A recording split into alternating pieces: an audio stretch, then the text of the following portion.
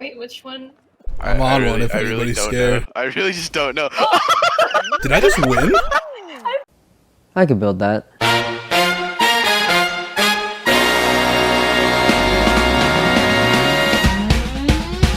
And just because I hate myself, I'm not allowed to use the internet.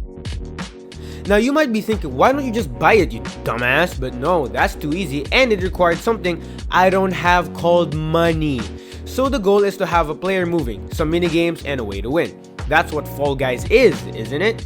So it's 10 AM and it's time to get going. I first started out by making the Fall Guy, and is it just me, or is he looking kinda intellectual? Yeah, wear masks, dummies, stay safe. But now it's time for animations, and yeah, I did that snap thing that was 30 minutes ago. I'm currently dead inside, and I might have been carried away and made some emotes that I won't even use, but now I can't do shit about it. So, let's get programming. First, I made a new Unity project and Ragdoll, because Ragdoll, They just make me go yes. my first idea was to make him pure Ragdoll, but then he was too drunk to play Fall Guys, so I decided to make a normal player and switch between Ragdoll and animation when needed, and he is moving, and now it's time for some level design. Now I have special high intensity training in level design, aka I'm absolute shit. Now I have already copied the art style, so I don't want to copy their level and just make a rip off, so we're making a cartoon game. Fuck that, we're copying levels too, a completely original idea. I started by making Jump Club, and as an absolute moron that I am, I made the cushions different than rods, so now they're rotating in the wrong way.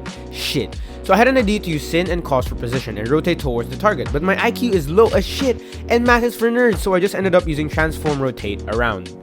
Now, it's time for everyone's favorite level, Hexagon. That was easy. It was done quickly. Just for me to realize that using an on collision enter and exit for its ground checks was not going to work, as on that level those were happening every second, making it impossible to jump. So I changed it to use raycast. The way it worked was I just shot a raycast from the center of the player to his feet and checked if it was colliding with the ground by a layer mask. Then I made slime climb and wrote a shader for the slime, just to realize I didn't have a noise texture. So no, will I have to use the internet? Nah, I found one in my Unity folder, and thank God. As you already know, because I'm shit at level design, that took me a whopping amount of 18,000 seconds.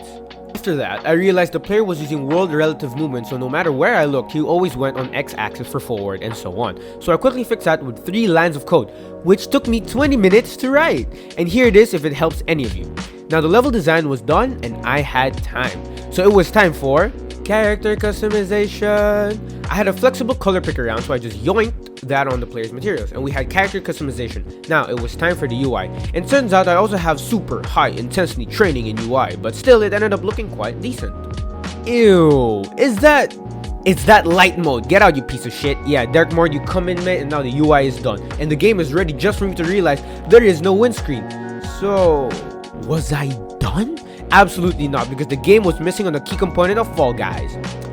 Multiplayer post-processing. Yes, I added that, and in the next part of this video we'll be adding multiplayer support to this game, so subscribe if you want to get notified when it gets uploaded.